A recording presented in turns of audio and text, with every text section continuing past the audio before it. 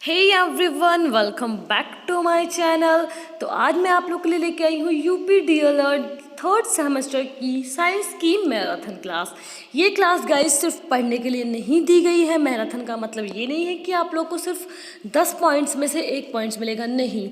ये मुझे नहीं लगता यूट्यूब पे आपको इस तरह की कोई भी क्लासेस अभी तक प्रोवाइड की गई है। ये इस तरह की क्लास है जिसमें मैंने आपका पूरा सिलेबस एक ही वीडियो में आपको नोट्स के साथ प्रोवाइड कर दिया है। पीडीएफ आपको 1-2 दिन में मिल जाएगी। वीडियो अच्छी लगती है तो लाइक कर दीजिए। कोई आपको डाउट रहे वीडियो से रिलेटेड, नोट्स से रिलेटेड, आप लोग मुझे कमेंट बॉक्स में पूछ सकते हैं। एंड वीडियो को स्टार्ट करते हैं। फर्स्ट चैप्टर है हमारा दैनिक जीवन में विज्ञान एवं प्रौद्योगिकी, यानी कि science and technology in life. बात करते हैं वैज्ञानिक विधि की। स्पेसिफिक मेथड की डेफिनेशन काफ़ी पूछी गई है थर्ड सेमेस्टर में। समस्या समाधान की क्रमबद्ध, सुनिश्चित और सुव्यवस्थित विधि को वैज्ञानिक विधि कहते हैं। इसको बोलते हैं स्पेसिफिक विधि। इसके निम्न चरण है। नंबर 1 है जिज्ञासा, नंबर 2 है परीक्षण, नंबर 3 है निरीक्षण एवं विश्लेषण, 4th है अभिलेखन एंड 5th है नए प्रयोग। अब बात करते हैं दैनिक जीवन में विभिन्न क्षेत्रों में विज्ञान और प्रौद्योगिकी महत्वपूर्ण उपयोगिताएं हैं। इन महत्वपूर्ण क्षेत्रों में निम्नवत बताया गया है। नंबर 1 है परिवहन, यानी कि ट्रांसपोर्ट बोलते हैं हम इंग्लिश में, संचार कम्युनिकेशन, चिकित्सा मेडिकल, मनोरंजन एंटरटेनमेंट, उद्योग इंडस्ट्री, कृषि एग्रीकल्चर, मत्स्य पालन पिशीकल्चर, ये है कुक्कुट पालन, ये है पोल्ट्री, दूरस्थ शिक्षा डिस्टेंस एजुकेशन, आधुनिक ईंधन यानी कि मॉडर्न फ्यूल। फर्स्ट चैप्टर में जो इंपॉर्टेंट नोट्स थे वो मैंने आपको प्रोवाइड कर दिया। अब बात करते हैं सेकंड चैप्टर, जो कि है दाब तथा वैज्ञानिक यंत्र। किसी सतह के एकांक क्षेत्रफल पर लगने वाले बल को दाब कहते हैं। क्या कहते हैं? किसी सतह के, यानी कि किसी चीज पर अगर आप उसके एकांक क्षेत्रफल पर लगने वाले बल को दाब कहते हैं। दाब का फॉर्मूला होता है P = F/A। अब बात करते हैं इसका इंपॉर्टेंट जो बहुत ज़्यादा पूछी गई है डेफिनेशन, क्रिया प्रतिक्रिया नियम क्या होता है। न्यूटन के तृतीय नियम के अनुसार जब 2 पिंड परस्पर संपर्क में हो तो जितना बल एक पिंड दूसरे पिंड पर लगाता है उतना ही बल दूसरा पिंड विपरीत दिशा में लगाता है, दिशा में लगता है। तो इसका मतलब इस चीज से किस तरह से आप याद कर सकते हैं, जब 2 पिंड परस्पर संपर्क में हो तो यानी कि बराबर संपर्क में हो तो जितना बल एक पिंड दूसरे पिंड पर लगाता है उतना ही बल दूसरा पिंड पर विपरीत दिशा में लगता है। एग्जाम्पल की अगर बात करूं तो इसमें दिया गया है। नंबर 1 है फुटबॉल को पैर से किक मारने पर पैर में भी चोट लगती है। समझ गए आप लोग। रॉकेट को उड़ाने पर रॉकेट इंजन विपरीत थ्रस्ट पैदा करता है। ये दोनों एग्जाम्पल्स बहुत इंपॉर्टेंट है, इनके बारे में बहुत सी चीज़ें पूछी गई हैं। अब बात करते हैं वायुमंडलीय दाब क्या होता है। पृथ्वी चारों तरफ से वायु से घिरी है। पृथ्वी के चारों ओर वायु की यह आवरण वायुमंडलीय कहलाता है। अब बात करते हैं वायुमंडल के कारण पृथ्वी की सतह पर जो दाब लगता है उसे वायुमंडलीय दाब कहा जाता है। यानी कि वायुमंडल के कारण पृथ्वी की सतह पर जो दाब लगे उसी को हम वायुमंडलीय दाब कहते हैं। अब बात करते हैं गलनांक क्वथनांक की डेफिनेशंस काफ़ी पूछी गई है बच्चों। नतीजन एक विशेष तापमान पर अणुओं की गतिज ऊर्जा अत्यधिक बढ़ जाती है और ठोस पिघलने लगता है। यह तापमान उस ठोस का गलनांक कहलाता है। यानी कि तापमान पर अणुओं की गतिज ऊर्जा यानी कि टेम्परेचर जो है वो अणुओं के गतिज ऊर्जा अत्यधिक बढ़ जाती है और ठोस जो चीज़ें होती हैं यानी कि सॉलिड चीज़ें वो पिघलने लगती है। यह तापमान उस ठोस का गलनांक कहलाता है। अब बात करते हैं क्वथनांक किसे कहते हैं, यानी कि बॉइलिंग पॉइंट। वह नियत ताप जिस पर कोई द्रव उबलकर द्रव अवस्था से वाष्प की अवस्था में परिवर्तन हो जाता है, वह नियत ताप द्रव का क्वथनांक कहलाता है। अब बात करते हैं उत्प्लावन बल की। काफ़ी डेफिनेशन मैंने देखी है, 2016 में भी शायद देखी थी मैंने। दाब का वह गुण जिसके कारण वह वस्तुओं पर ऊपर की ओर बल लगाता है जिससे वस्तुएं हल्की प्रतीत होती हैं उसे उत्प्रेक्षीय जल का उत्प्लावन बल कहते हैं। एग्जाम्पल की अगर बात करें, किसी खाली प्लास्टिक के डिब्बे को पानी में दबाने पर उसे ऊपर की ओर लगने वाले दाब तथा कॉर्क को पानी में दबाने पर लगने वाले बल जो उसे ऊपर की ओर धकेलता है उत्प्लावन बल कहलाता है। अब बात करते हैं घनत्व की डेफिनेशन की। घनत्व डेंसिटी किसी वस्तु का द्रव्यमान तथा आयतन के अनुपात को, यानी कि किसी वस्तु का मास और वॉल्यूम के अनुपात को हम घनत्व कहते हैं। यानी कि घनत्व इज इक्वल टू द्रव्यमान अपॉन आयतन। इसे आप सिर्फ किलोग्राम और मीटर प्रति स्क्वायर में भी लिख सकते हैं। थर्ड चैप्टर आपका स्टार्ट हो चुका है। सेकंड चैप्टर में जो भी इंपॉर्टेंट चीजें थी मैंने आपको समझा दी। जीव जंतुओं के बाह्य एवं आंतरिक अंगों के कार्यों में विविधता। एक बात का मैं आप लोगों से वादा करती हूँ, अगर आप लोगों ने अभी तक कुछ नहीं पढ़ा है, आप मेरी क्लास देख लेते हैं, आपकी कोई बैक की आशंका आप लोगों को नहीं रहेगी। रही बात आप लोग के थर्ड सेमेस्टर के एग्जाम्स की, तो आप लोग के इंस्टाग्राम पे भी बहुत ज़्यादा मुझसे मैसेज आ रहे हैं। सॉरी, मैं आप लोग को बहुत सारे लोगों को रिप्लाई नहीं कर पा रही हूँ। अभी एग्जाम से रिलेटेड कोई न्यूज़ नहीं है। आप लोग किसी भी फेक न्यूज़ पर अभी ट्रस्ट नहीं करेंगे। प्रमोट हो रही है, एग्ज़ाम है अप्रैल में, ना तो आपकी प्रमोट हुई है अभी, ना शायद होगी, मुश्किल ही, बहुत रेयरली चांसेस है गाइज, बिकॉज आप लोग फर्स्ट सेमेस्टर में हो चुके हैं। अगर आप लोग, मैं बताऊं, अगर आप लोग को गाइज एक चीज़ क्लियर कर दूं, इफ़ अगर आप लोग थर्ड सेमेस्टर में प्रमोट हो जाते हैं, तो जिन बच्चों की सेकंड सेमेस्टर में थर्ड फोर्थ या फिफ्थ सब्जेक्ट यानी कि 3 4 5 सब्जेक्ट्स में बैक थी, वो लोग अपनी डीएलएड से बिल्कुल हाथ धो चुके हैं। उनका डीएलएड मतलब समझो उनके लिए ख़राब है। तो आप लोग कोशिश कीजिए कि आप लोग प्रमोट बिल्कुल नहीं किए जाएं। अब बात करते हैं जीव जगत किसे कहते हैं। समस्त जीवधारियों का संसार ही जीव जगत कहलाता है। इसमें सजीवों का अध्ययन किया जाता है। जीव जगत को 2 भागों में बांटा गया है। नंबर 1 है एक कोशिकीय जीव, ऐसे जीव जो एक कोशिक के बने होते हैं, जैसे कि विषाणु, जीवाणु, अमीबा, यीस्ट। सेकंड है बहुकोशिकीय जीव, ऐसे जीव जिसमें एक या एक से अधिक कोशिकीय पाई जाती हैं, जैसे मक्खी, हाइड्रा, कुकुरमुत्ता आदि।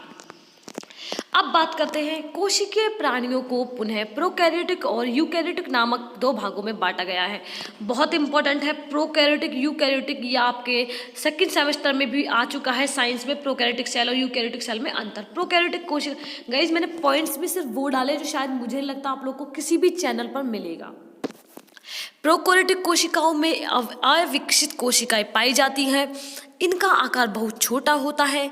इनमें केंद्रक व केंद्रक द्रव्य नहीं पाया जाता और केवल एक क्रोमोसोम पाया जाता है। एग्जाम्पल की अगर बात करूं तो जीवाणु, नीलहरित, शैवाल आदि। बात करते हैं यूकैरियोटिक सेल की। कोशिकाओं में विकसित नवीन कोशिकाएं पाई जाती हैं। इनका आकार बहुत बड़ा होता है। इनमें केंद्रक व केंद्रक द्रव्य तथा एक से अधिक क्रोमोसोम पाए जाते हैं।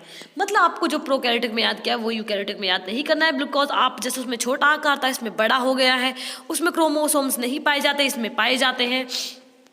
एग्जाम्पल है मनुष्य, कुत्ता, बिल्ली, मशरूम आदि। अब बात करते हैं सजीवों में होने वाली मुख्य जैविक क्रियाएं। ये क्वेश्चंस आप लोग के एमसीक्यू आप लोगों से वेरी शॉर्ट में पूछे जा सकते हैं, इसलिए मैंने आपको बहुत छोटे छोटे और बहुत ही मिनिमाइज करके, आपको बहुत ज़्यादा समराइज करके चैप्टर को इम्पोर्टेंट चीज़ प्रोवाइड की है।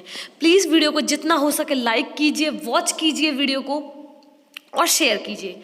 नंबर 1 है संवेदनशील होना, श्वसन क्रिया, प्रजनन क्षमता, भोजन की आवश्यकता, जीवों में वृद्धि एवं कोशिकाओं से मिलकर बनना। अब अगर बात करें श्वसन क्रिया क्या होती है, ऑक्सीजन युक्त वायु को अंदर खींचना और CO2 यानी कि कार्बन डाइऑक्साइड से समृद्ध वायु को बाहर निकालना श्वसन क्रिया कहलाती है। अब बात करते हैं उत्सर्जन गाइज। उत्सर्जन और उत्सर्जन की डेफिनेशन और उत्सर्जन तंत्र का डायग्राम बहुत इंपॉर्टेंट है। आप लोग जितना हो सके रट लीजिए बिल्कुल इन डायग्राम्स को। तो शरीर में होने वाली विभिन्न क्रियाओं के फलस्वरूप विभिन्न पदार्थों का विघटन होता रहता है, जिसके कारण अनेक हानिकारक तथा अपशिष्ट पदार्थ बनते रहते हैं। इन पदार्थों का शरीर से बाहर निकलना ही उत्सर्जन कहलाता है। यानी कि यह कार्य जिन अंगों द्वारा किया जाता है उसे हम उत्सर्जी अंग कहते हैं। यहाँ तक आप लोग को कोई दिक्कत नहीं होनी चाहिए मुझे लगता है। अब बात करती हूँ मैं अंग तंत्र और संबंधित अंग। ये आप इंपॉर्टेंट है, इसे भी आप लोग पढ़ लीजिए, डाल दिए हैं आपके इसमें, जिससे आपका कोई भी पॉइंट नहीं बचे। आगे चलते हैं। जंतुओं में श्वसन क्रिया किस द्वारा होती है? मछली में किस द्वारा होती है? गलफड़ों द्वारा होती है। केंचुए में त्वचा द्वारा, तिलचट्टा, मक्खी, तितली में किसके होती है? वायु नलिकाओं द्वारा। पक्षियों में वायु कोशों द्वारा, ठीक है। अब अगर बात करें स्तनधारी जंतु की, फेफड़ों द्वारा। मेंढक की किस द्वारा होती है? जल में होती है, त्वचा द्वारा, और थल पे होती है, फेफड़ों द्वारा। अब बात करते हैं जीवों में पाए जाने वाली विभिन्नता, यानी कि उनमें क्या क्या इक्वालिटीज होती हैं। आकृति उनकी एक जैसी होती है, आकार में, रहन सहन में, आवास में और परिवेश में। प्रजनन अंग की अगर डेफिनेशन आती है तो आप लोग डेफिनेशन में क्या लिखेंगे गाइस, ये देख लीजिए आप लोग। आने जाने में जंतु जिन अंगों का उपयोग करते हैं उन्हें हम प्रजनन अंग कहते हैं। छोटी छोटी डेफिनेशंस आ जाती है गाइस, इसलिए बहुत अच्छे से डाली है। अब बात करते हैं, पक्षियों में 2 प्रकार के प्रजनन अंग पाए जाते हैं। नंबर 1 है पैर दिया हुआ है, नंबर 2 दिया हुआ है पंख। पढ़ लीजिए, इंपॉर्टेंट चीज़ें डाली है, जो बहुत चीज़ें हैं, और मैं कोशिश करूँगी अगर कुछ MCQs भी आप लोग के इम्पॉर्टेंट, अगर आप चाहते हैं कि मैम हमें MCQ आप अलग से प्रोवाइड कीजिए मैराथन क्लास से अलग, इस नोट से अलग आपका कुछ आएगा ही नहीं, क्योंकि मैंने आपको 3rd सेमेस्टर का कंप्लीट सिलेबस सिर्फ एक वीडियो में दे दिया है, मैराथन क्लास में दे दिया है, तो आप लोग इसे देख लीजिएगा। अब बात करते हैं तंत्रिका तंत्र हम लोग किसे कहते हैं। शरीर में घटित होने वाली समस्त क्रियाओं के नियमन और नियंत्रण को तंत्रिका तंत्र कहा जाता है। इसमें मुख्य रूप से 3 भागों में बांटा गया है। नंबर 1 मस्तिष्क, रीढ़ रज्जु और तंत्रिकाएं। रीढ़ रज्जु सुन लीजिए आप लोग, बहुत इंपॉर्टेंट है। इसके बारे में हर मैंने सेमेस्टर्स में देखा है, या बच्चे जितने भी आप लोग के हटाए गए हैं वो एग्जाम, उन सभी में आपको वो दिया गया है। आप लोग इसे बिल्कुल ही रट लीजिए, बिल्कुल इसे बिल्कुल मत छोड़िए, ठीक है। अब बात करते हैं रीढ़ रज्जु क्या कहते हैं, किसे कहते हैं हम लोग। मनुष्य का मस्तिष्क आगे चलकर बेलनाकार खोखला रचना में परिवर्तित हो जाता है, जिसे हम रीढ़ रज्जु कहते हैं। मनुष्य के शरीर में तंत्रिकाएं, ठीक है, कपाल तंत्रिकाएं, रीढ़ तंत्रिकाएं, इनके बारे में अगर बात करें, ये मुख्यतः रूप से संवेदी तंत्रिकाएं हैं। ये तंत्रिकाएं ज्ञानेंद्रियों से उद्दीपनों को ग्रहण करती हैं और मस्तिष्क तक सूचना पहुंचाती है। मेन काम क्या है इनका, आपके माइंड तक जो इन्फॉर्मेशन आपको दिखी, ठीक है, आपने देखी, आपने महसूस की, उसको आपके माइंड तक पहुंचाना, ये काम आपका कपाल तंत्रिका करती है। अब बात करते हैं रीढ़ तंत्रिकाएं किसे कहते हैं। ये तंत्रिकाएं शरीर की समस्त अनैच्छिक क्रियाओं का नियंत्रण करती है। इन तंत्रिकाओं का जाल आंतरिक अंग तथा त्वचा में फैला रहता है, ठीक है। ये मानव शरीर में पाई जाने वाले अंतःस्रावी ग्रंथियों के नाम है, इन्हें भी आप लोग पढ़ लीजिए, किसी तरह कोई दिक्कत नहीं है आप लोग को। अब आता है गाइस, कुछ लोगों को दिक्कत होती है कि मैम हम याद नहीं रह पाता है इलेक्ट्रॉन, प्रोटॉन और न्यूट्रॉन को, उनके जो वो है आप लोग के साइंटिस्ट, उन्हें आप लोग कैसे याद करेंगे, किन्होंने खोज की थी, तो इस पर है ईंट पर नाच। ई का मतलब होता है इलेक्ट्रॉन, इसके कौन थे, खोज किसने की थी, थॉमसन, यानी कि टी से होता है थॉमसन। पर पी से प्रोटॉन, आर से यानी कि रे से रदरफोर्ड, एन से न्यूट्रॉन और एच से जेम्स चैडविक, ठीक है। बहुत सारी कोशिकाएं जब मिलती है तो ऊतक का निर्माण होता है। यहाँ मैंने दिया हुआ है जीवाणु के बारे में। जीवाणु हमारे चारों तरफ पाए जाते हैं। ये एक कोशिकीय होते हैं, ये प्रोकैरियोटिक जीव होते हैं। इन्हें सूक्ष्मदर्शी की सहायता से देखा जा सकता है। आपने देखा होगा हमारे आसपास आपको बहुत सारे जीव हैं जो आप लोग को नहीं दिखते, उन्हें हम बैक्टीरिया कहते हैं, ठीक है। अब आप लोग इसे देख लीजिए, हमें एक पॉइंट पेज डाला हुआ है, कंप्लीट पेज है, इसे पढ़ने की जरूरत नहीं है, लेकिन मैंने इसे इतने अच्छे से लिखा हुआ है। ग्लोबल वार्मिंग को मैं कंप्लीट नहीं पढ़ूंगी, आप लोग इसे अच्छे से पढ़ लीजिए, कोई तरह की आप लोग को प्रॉब्लम नहीं होगी। वीडियो को आप लोग पॉज कर लीजिए, कंप्लीट पेज दिया हुआ है आपको, ठीक है, कंप्लीट उसके बारे में। ग्लोबल वार्मिंग अगर आप इतना पढ़ लेते तो आप कितना भी कुछ कर लीजिए, आपको इससे अलग आएगा ही नहीं। ये आपका यहाँ पर मैंने ओजोन लेयर का डाला हुआ है, आप लोग इसे भी देख सकते हैं मैंने किस तरह से दिया हुआ है, देख लीजिए। आप लोग वीडियो को पॉज कर लीजिए, मैं आपको स्लोली दिखा देती हूँ। बहुत ही इंपॉर्टेंट पॉइंट्स मैंने डाले हुए हैं इसमें, किसी तरह की बस आप लोग को दिक्कत नहीं होनी चाहिए। पीडीएफ आप लोग को प्रोवाइड की जाएगी, फ्री पीडीएफ मिलेगी मेरे चैनल पर, कोई कॉस्टली चीज़ें आपको मिलेंगी ही नहीं। अब बात करते हैं नेक्स्ट, जो कि है आपकी 4th यूनिट, सूक्ष्म जीवों की दुनिया, संरचना तथा उपयोगिता। सूक्ष्म जीव दोस्त या दुश्मन, ये क्वेश्चन बहुत पूछा गया है गाइज, जिन्हें हम अपनी नग्न आंखों से नहीं देख सकते और ये सूक्ष्मदर्शी की सहायता से देखे जाते हैं। हमारे वातावरण में सूक्ष्म जीव उपस्थित रहते हैं जिनके कारण हम बीमार होते हैं, हमें खाने के विविध व्यंजन मिलते हैं। इसके अतिरिक्त इसमें फसलें भी खराब होती हैं। आज से लगभग 5 से 6 खरब वर्ष पूर्व पृथ्वी का विकास हुआ। वैज्ञानिक के अनुसार लगभग 3 से 5 खरब वर्ष पूर्व पृथ्वी का प्रथम कोशिका का सरलतम जीव की उत्पत्ति हुई।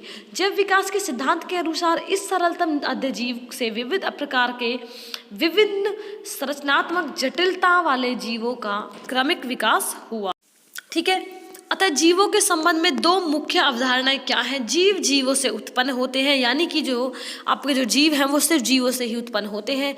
जीवों की संरचना में क्रमिक जटिलता का विकास होता है। आधुनिक जीव भी संरचनात्मक जटिलता के विभिन्न स्तर प्रदर्शित करते हैं। ये कौन कौन से जीव होते हैं?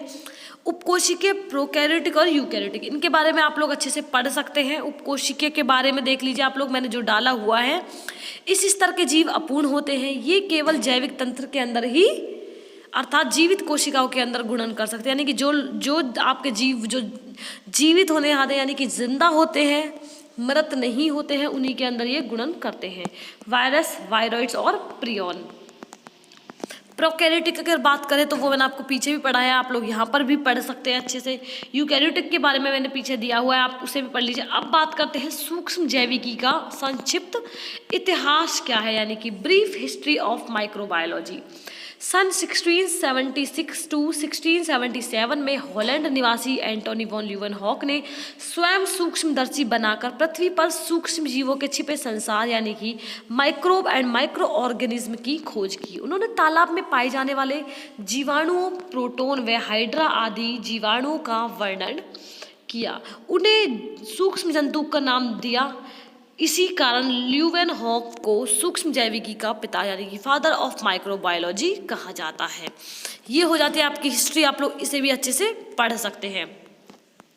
अब बात करते हैं गाइज आपके वायरस की। वायरस क्या है? देखिए यहाँ पर मुझे लगता है इससे इजी वे में आपको यूट्यूब पर किसी भी चैनल पर आप पर इसके नोट्स मिलेंगे।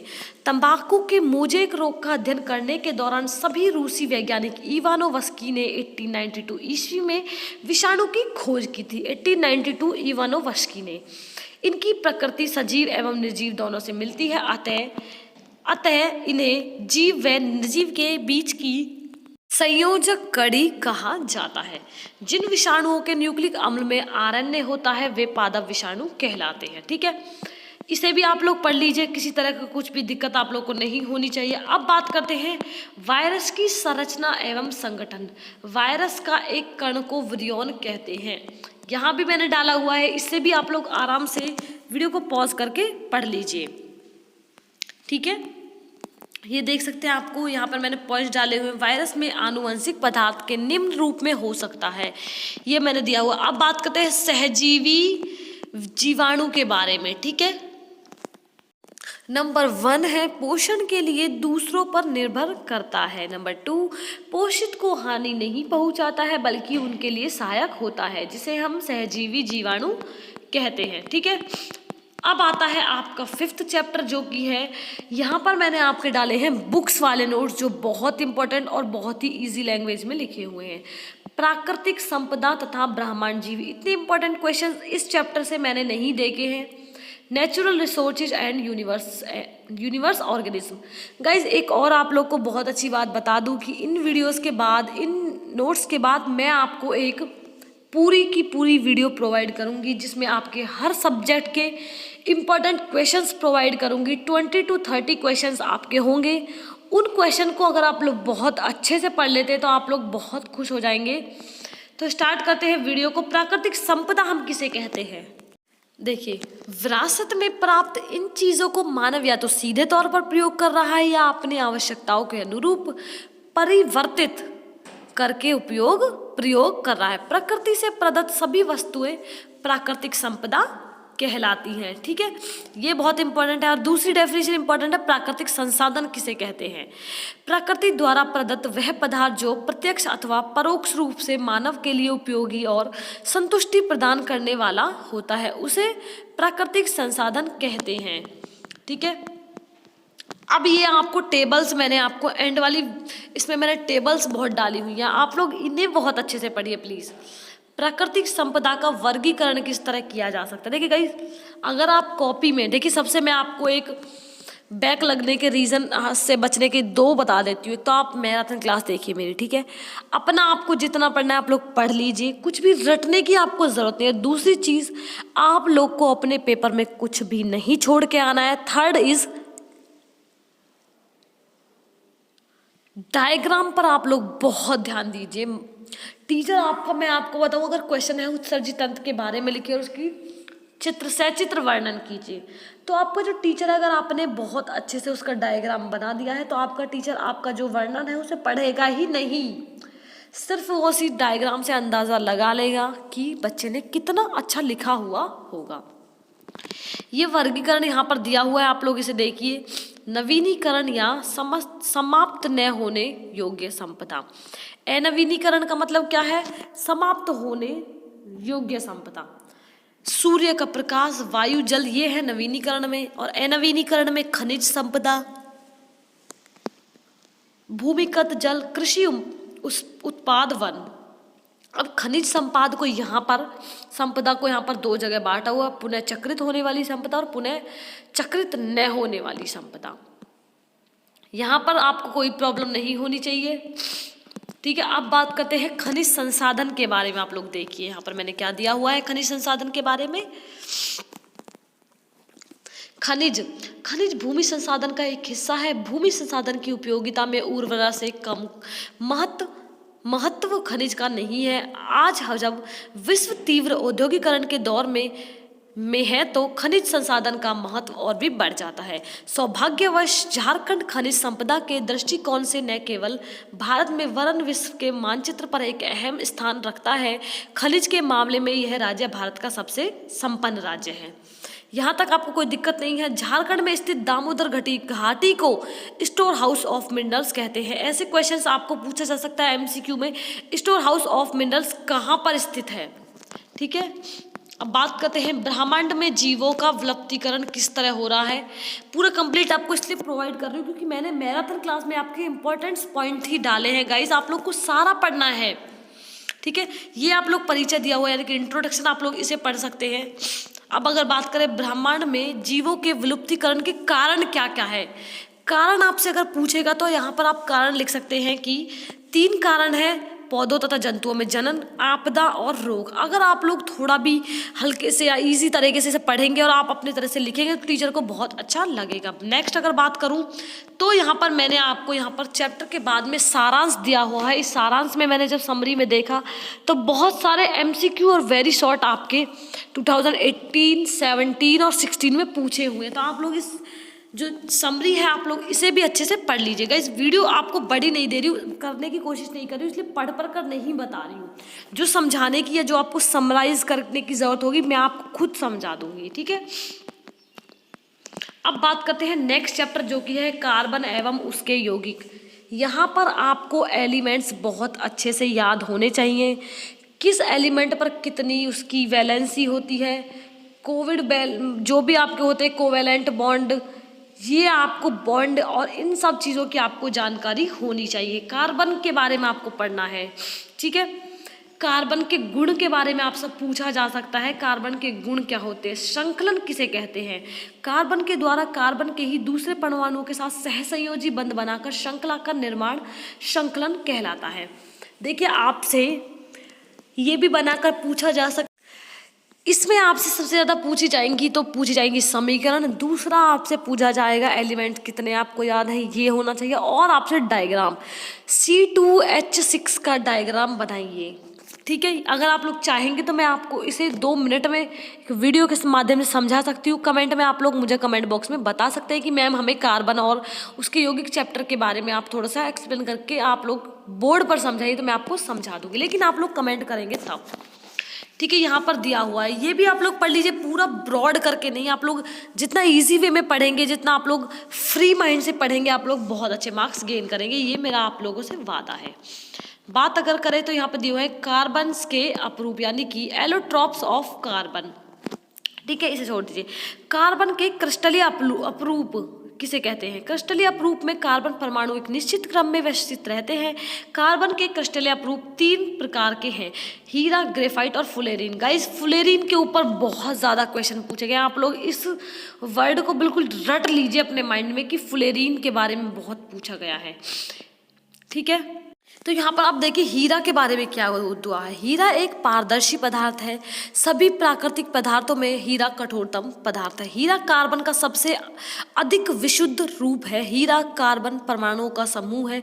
हीरे के किसी भी टुकड़े को में कार्बन परमाणुओं की संख्या उसके आकार पर निर्भर करती है, ठीक है। यहाँ पर डायग्राम भी आप लोग देख लीजिए। हीरा के बारे में तो आप लोगों ने खुद ने भी डायमंड को देखा है, तो आप अपनी तरफ से भी लिख सकते हैं, ठीक है। अब बात करते हैं नेक्स्ट पॉइंट, जो कि है आपका ग्रेफाइट। कंप्लीट दिया हुआ है, आप लोग इसे भी पढ़ लीजिए, अच्छे तरह से पढ़ लीजिए, कोई आप लोग को प्रॉब्लम नहीं होगी।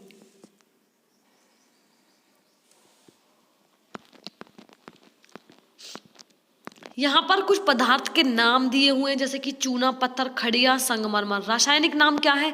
कैल्शियम कार्बोनेट का रासायनिक सूत्र लिखिए, यानी कि CaCO3। खाने का सोडा है धावन सोडा, के बारे में लास्ट टाइम भी आपके सेकंड सेमेस्टर में आया था, ठीक है। कार्बन डाइऑक्साइड का क्या होता है, तो बहुत ईजी आप लोग आराम से ही कर लेंगे। कार्बन के अक्रिस्टलीय रूप पीछे बता देता अपरूप। अक्रिस्टलीय रूप में कार्बन परमाणु अव्यवस्थित रहते हैं। कार्बन के अक्रिस्टलीय अपरूप निम्नलिखित है, चारकोल, लैंप ब्लैंक आदि, ठीक है। अब बात करते हैं, ये है आपका मार्स गैस किसे कहते हैं। गाइज ये मैंने आपका देखा है 2016 और 15 में पूछा गया है। मैथेन को ही हम मार्स गैस कहते हैं, ठीक है। प्रकृति में मैथेन गैस दलदली स्थानों पर पाई जाती है, इसलिए इसे मार्स गैस कहा जाता है। यानी कि दलदली स्थानों पर आप समझ सकते हैं, इसलिए इसे मार्स गैस कहा जाता है, ठीक है। अब आप देखिए हाइड्रोकार्बन्स हम क्या कहते हैं। हाइड्रोकार्बन एक प्रकार के रासायनिक यौगिक जो हाइड्रोजन तथा कार्बन से बनता है। अन्य शब्दों में, जब किसी कार्बनिक यौगिक में कार्बन तथा हाइड्रोजन के अतिरिक्त कोई और तत्व नहीं होता, वह यौगिक हाइड्रोकार्बन कहलाता है, जैसे मेथेन और बेंजीन। हाइड्रोकार्बन को कार्बन परमाणुओं के माध्यम उपस्थित आबंधों के प्रकार के आधार पर 2 भागों में बांटा गया है, सैचुरेटेड हाइड्रोकार्बन, अनसैचुरेटेड। बहुत इंपॉर्टेंट डेफिनेशन है, पूछा जा सकता है। इन यौगिकों में प्रत्येक कार्बन की चारों संयोजकताएं एकल सहसंयोजी बंधों द्वारा संतुष्ट रहती है। इन यौगिकों को एल्केन भी कहते हैं। ऐसे हाइड्रोकार्बन जिनमें 2 कार्बन परमाणुओं की संयोजकता के बीच द्विक बंध या त्रिक बंधों द्वारा संतुष्ट होते हैं, ऐसे क्रमशः एल्कीन तथा एल्काइन कहलाते हैं। सूत्र यहाँ पर दिए हुए हैं, मेथेन को CH4, ethane C2H6, ethene C2H4, butane C4H10, pentane C5H10, 12 hexane CC। देखें, eth, meth, prop, but, pent, hex, hept, oct, non और डेक। अब अगर बात करूँ 20 एलिमेंट्स की, तो गाइज आज भी मुझे 20 एलिमेंट्स रटे हुए हैं, अगर आप चाहें तो सुन सकते हैं। Hydrogen, helium, lithium, beryllium, boron, carbon, nitrogen, oxygen, fluorine, neon, sodium, magnesium, aluminium, silicon, phosphorus, sulphur, chlorine, potassium, calcium, scandium, titanium, vanadium, chromium, manganese, ferrous, cobalt, nickel, copper, zinc. ये मैं सोचे देखकर बोल रही हूँ गाइस, मुझे ये रटे हुए हैं, आज से नहीं 12th क्लास में रटे हुए हैं मुझे ये, ठीक है। बात करते हैं इसके नेक्स्ट की, पेट्रोलियम के बारे में भी पूछ सकता है, तो आप लोग पेट्रोल के बारे में भी अच्छे से पढ़ लीजिए। इसलिए डाला हुआ है, ये मत सोचे कि जो बिल्कुल पेपर में आएगा वही डाला, वो कुछ भी आ सकता है, तो वो कुछ भी आ सकता है, उस कुछ भी के अकॉर्डिंग मैंने हर चीज़ आपकी मैराथन क्लास में डाला हुआ है। अब बात करते हैं इसका, आप सारांश देख सकते हैं इस चैप्टर का, यहाँ पर दिया हुआ है, कंप्लीट पढ़ लीजिए क्योंकि चैप्टर इतना बड़ा नहीं है, आप लोग को कोई भी इसमें प्रॉब्लम नहीं होनी चाहिए, ठीक है। ये चैप्टर आपका यहीं खत्म होता। अब बात करते हैं चैप्टर जो 7 है, बहुत ईजी है, मैं आपको बहुत अच्छे से पढ़ा सकती हूँ। असंक्रामक रोग हम किन्हें कहते हैं, ठीक है। मानव रोग, जिसके शरीर में हो जाने से स्वास्थ्य बिगड़ जाता है। बिल्कुल गाइस, जब हम बीमार होते हैं तो उसी को हम मानव रोग कहते हैं। मनुष्य में होने वाले निम्न प्रकार से हो सकते हैं रोग जो होते हैं, शरीर के आंतरिक कारणों से होने वाले रोग, यानी कि हमारे इंटरनली भी बहुत सारे जो डिसीज हैं वो हो सकती हैं। बाहरी कारणों से होने वाले रोग, यानी कि बाहरी कारणों इन द सेंस कि बैक्टीरिया, विषाणु, जैसे कि इस टाइम पे कोविड बहुत चल रहा है तो आप लोग छींक से आप लोग डरते हैं, खांसी हो जाती है, ये सिम्टम्स हैं कोरोना के। तो इस तरह हम देख सकते हैं बाहरी कारणों से होने वाले रोग को हम 2 तरीकों से क्लासीफाई कर सकते हैं, संक्रामक रोग और असंक्रामक रोग। गाइज इतने इंपॉर्टेंट नोट्स प्रोवाइड कर रही हूँ, अगर आप लोग अब भी वीडियो को नहीं वॉच करेंगे तो आप लोग फिर कुछ नहीं कर पाएंगे। अगर इसे पढ़ लेंगे, क्योंकि पेपर्स का कुछ भी पता नहीं है कब आपके एग्जाम्स आ जाएं। ऐसे रोग जो किसी जीवाणु या विषाणु से फैलते हैं संक्रामक रोग कहलाते हैं, जैसे हैजा, जुकाम, क्षय रोग, इन्फ्लुएंजा आदि। असंक्रामक ऐसे रोग जो किसी जीवाणु या विषाणु से नहीं फैलते हैं, जैसे मधुमेह है, दिल की बीमारी आदि। ठीक है, अब बात करते हैं इसके नेक्स्ट पॉइंट की, जो है विश्व स्वास्थ्य संगठन के अनुसार WHO यानी कि वर्ल्ड हेल्थ ऑर्गेनाइजेशन के अकॉर्डिंग हमारे स्वास्थ्य की डेफिनेशन, स्वास्थ्य की परिभाषा इस प्रकार है, वह स्थिति जिसमें पूर्ण शारीरिक, मानसिक और सामाजिक संपन्नता को हो, न केवल बीमारियों या पीड़ा का न होना। यानी कि बच्चा मानसिक, मेंटली और सामाजिक संपन्नताओं हो, न कि केवल बीमारियों पीड़ाओं में न होना।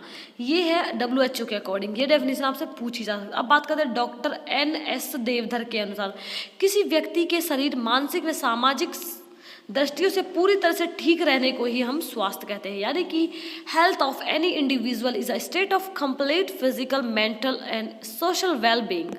ठीक है, अब बात करते हैं नेक्स्ट पॉइंट की। अब देखिए गाइस, इस चैप्टर में आपकी बीमारियां हैं, एक तो हार्ट अटैक, मधुमेह है, ये 2 बहुत इंपॉर्टेंट, आप लोग इनके बारे में पढ़िए। अब हैजा के बारे में आप लोग पढ़ लीजिए। हैजा रोग एक तीव्र संक्रामित बीमारी है, यह गर्मी के मौसम में तीव्र गति से फैलता है। कभी कभी हैजा एक महामारी का रूप ले लेता है। यह हर वर्ग आयु के लोगों को मतलब जो आपका कह सकते हैं आप लोग की अपनी चपेट में ले लेता है, इसे हम हैजा कहते हैं। ठीक है, हैजा के लक्षण आप लोग पढ़ लीजिएगा वीडियो को स्लो मोशन में करके। हैजा रोग से बचाव क्या क्या दिए हुए हैं वो भी मैंने आपको वीडियो में डाला है, कि आपको वीडियो मैंने सिर्फ पॉइंट ही ओवर डाले कि आपको किसी और वीडियो को देखने की ज़रूरत ही नहीं है। वीडियो अगर बहुत ही पसंद आए तो कमेंट बॉक्स में कर दीजिए, मैं आपको हर सब्जेक्ट की हिंदी, मैथ, साइंस क्या आपको प्रोवाइड कर रही हूँ, SST की सभी की आपको मैराथन क्लास मिल जाएगी, अभी मिल जाएगी, आप लोगों को ज़रूरत ही नहीं पड़ेगी। मलेरिया के बारे में पढ़िए। मलेरिया एक आम बीमारी होती है जो कि मादा मच्छर यानी कि एनाफ्लीज के से प्रसारित होती है। यह मच्छर द्वारा स्वस्थ मनुष्य को काटने पर फैलता है। इसका उद्भवन काल 10 से 15 दिन होता है, यानी कि मलेरिया जो है 10-15 दिन का रहता है। मलेरिया के रोग के लक्षण क्या क्या हो, सिम्टम्स ऑफ मलेरिया डिसीज, ये भी आप लोग पढ़ लीजिएगा। ठीक है, टाइफाइड रोग का आंत्र ज्वर भी कहते हैं। यह साल्मोनेला टाइफाई नामक जीवाणु से फैलता है। यह टाइफाइड और पैराटाइफाइड 2 रूपों में होता है। इस रोग का संक्रमण पानी, दूध, भोजन, कच्ची सब्जियों, फल, मक्खियों द्वारा रोग के मलमूत्र से फैलता है। इसमें लगभग 1 से 3 हफ्ते का उद्भवन काल होता है। ठीक है, इसे भी आप लोग देख लीजिए, अच्छे से पढ़िए। अब बात करते हैं असंक्रामक रोग किसे कहते हैं। ये मैंने आपको बोला था अभी कितने इंपॉर्टेंट है। हृदय रोग यानी कि हार्ट अटैक और मधुमेह बहुत इंपॉर्टेंट है गाइज, बहुत ज़्यादा। मधुमेह के बारे में अगर बात करें, वास्तव में मधुमेह एक खतरनाक बीमारी है। यदि मधुमेह को नियंत्रित नहीं किया जाए तो इससे गुर्दे का खराब होना, आंखों की दृष्टि कम होना व हृदय वाहिका संबंधी बीमारियों का होना सामान्य बात है। यह एक ऐसी बीमारी है जो शरीर में कोशिकाओं के द्वारा प्रयोग में लाई जाने की अपेक्षा हमारे रक्त में शुगर को जमा कर देती है, अर्थात हमारे रक्त में शुगर के स्तर को बढ़ा देती है। ये आप अच्छे से पढ़ लीजिए। अब बात करते हैं नेक्स्ट, जो कि है आपकी सामान्य से अधिक बढ़ जाता है तो उसे स्थिति में मधुमेह कहा जाता है। इंसुलिन एक हार्मोन है जो पाचक ग्रंथि द्वारा बनता है और इसकी जरूरत भोजन को ऊर्जा में बदलने हेतु होती है। इस हार्मोन के बिना हमारा शरीर शुगर की मात्रा को कंट्रोल नहीं कर पाता। ठीक है, यहाँ तक कोई इशू आप लोगों को बिल्कुल नहीं होना चाहिए। अब बात करते हैं मधुमेह के कारण। यहाँ पर देखिए इंपॉर्टेंट लिखा हुआ है, नंबर 1 है मधुमेह है तो यह आनुवंशिक है तथा यदि माता पिता को, ठीक है, टाइप 2 शुगर की शिकायत तो होने वाले बच्चों को मधुमेह की शिकायत की संभावना अधिक होती है। मोटापा मधुमेह के कारणों से सबसे ऊपर सम्मिलित होता है, इसलिए सभी के लिए यह आवश्यकता है कि अपने शरीर का मोटापा न आने दें। अपने बच्चों को उचित खान पान की आदत डालें। ठीक है, टॉफ़ी, कैंडी, चॉकलेट, आइसक्रीम, मिठाई आदि का सेवन कम से कम करना चाहिए। प्रतिदिन व्यायाम और योग आसन तो करने चाहिए, ठीक है। ये आपको बहुत सारे पॉइंट्स मैंने दे दिए, आप लोग इन्हें भी पढ़ सकते हैं। बात करते हैं मधुमेह के लक्षण क्या क्या होते हैं, जिससे कि आपको पता चले कि मधुमेह यानी कि हमें डायबिटीज़ है। बार बार पेशाब आना, त्वचा में खुजली, धुंधला दिखना, थकान, कमजोरी महसूस करना, पैरों में सुन्नाटापन, झंझनाहट होती है इस पैरों में, वो आपके मधुमेह के लक्षण हैं। प्यास अधिक लगना, कटाव, घाव भरने में समय लगना। देखा आप लोग देख सकते हैं कुछ लोग की उंगलियां कट जाती है तो वहाँ पर ब्लड क्लोटिंग नहीं कर पाता। इसका मतलब ये है कि उनका जो है वो घाव इसलिए नहीं भर पा रहा है क्योंकि उनको डायबिटीज़ है। हमेशा भूख का अनुभव होना, वजन कम न होना, त्वचा में संक्रमण होना, ये होता है मधुमेह का। कंप्लीट हो चुका है। मधुमेह के बचाव जो है, नियमित आपको व्यायाम करना चाहिए, स्वास्थ्य भार बनाए रखना चाहिए, मेंटेन अ हेल्दी वेट, स्वास्थ्य भोजन खाएं, सैचुरेटेड वसा को ग्रहण करने की कमी, reduce the intake of saturated fat, ये आपके कारण थे। भोजन को छोटे भागों में खाएं, यानी कि आपने एक रोटी लिया तो उसे आप जितना बाइट में, छोटे छोटे बाइट्स में खाएंगे, आप लोग के डायबिटीज़ में इतना ही अच्छा होगा। कार्बोहाइड्रेट्स की अधिकता वाले आहार से बचें। अब अगर बात करें रक्तचाप या रक्तदाब यानी कि ब्लड प्रेशर की, हृदय शरीर के सभी अंगों को, नसों और धमनियों के माध्यम से रुधिर या रक्त को पहुंचाने में करता है। इस रुधिर प्रवाह तथा रक्त के बहने के समय हृदय का दबाव पैदा करता है जो रक्त नलिकाओं और धमनियों के अंदरूनी भाग पर पड़ता है। इस दाब को हम रक्तचाप और अंग्रेजी में ब्लड प्रेशर कहते हैं, ठीक है। प्लेक जमा हो जाता है जिस कारण धमनियां मोटी, कड़ी और कम लचीली हो जाती हैं। इन्हीं कारणों से हृदय में रक्त संचरण कम हो जाता है और धीरे धीरे बंद हो जाता है, ठीक है। अब बात करते हैं हृदय रोग क्या होते हैं। हृदय शरीर का एक महत्वपूर्ण अंग है। मनुष्य में यह छाती के मध्य से थोड़ी थोड़ी से बाईं ओर स्थित होती है और एक दिन में लगभग 1,00,000 बार 1 मिनट में 60-90 बार धड़कता है और हृदय को पोषण एवं ऑक्सीजन रक्त के द्वारा मिलता है जो कोरोनरी धमनियों द्वारा प्रदान किया जाता है। या हृदय रोग यानी कि हार्ट डिसीज को भी आप लोग पढ़ लीजिए, वीडियो को ज़्यादा बड़ा करने की जरूरत नहीं है। शिराएं होती हैं, शिराओं के मुख्य कार्य यहाँ पर मैंने दिए हुए हैं, आप लोग इन्हें भी पढ़िए आराम से, ठीक है। किसी भी तरह की कोई दिक्कत है तो आप लोग मुझे कर सकते हैं। अब बात करते हैं हार्ट अटैक हम लोग किसे बोलते हैं। हार्ट अटैक घातक और जानलेवा बीमारी है। भारतीयों में हार्ट अटैक समय में 15 साल पहले होने लगा था। इससे मुख्य कारण लोगों की जीवन शैली है। WHO के अकॉर्डिंग बात करें, भारत में कम से कम 30 मिलियन हृदय रोगी हैं। यदि समय रहते इस बीमारी का इलाज किया जाए तो इससे बचा जा सकता है। दिल की दौरा पड़ने से हृदय की मांसपेशियों में खून का थक्का जम जाता है, धमनियों में रुकावट हो जाती है। विशेषज्ञों के अनुसार हृदय की धमनियों में 60 से 70% रुकावट में सीने से तेज दर्द और इसी को हार्ट अटैक हम लोग कहते हैं। यहाँ आप लोग हार्ट अटैक में आप लोग डेफिनेशन आपको दी हुई है, आप लोग इसे भी कंप्लीट पढ़ सकते हैं। हार्ट अटैक के लक्षण मैंने यहाँ पर दिए हुए हैं, आप लोग इन्हें भी पढ़ लीजिएगा। हार्ट अटैक के रोकथाम एवं उपचार यानी कि prevention and remedy of heart attack, ये भी मैंने दिया हुआ है, आप लोग इसे भी पढ़ लीजिए।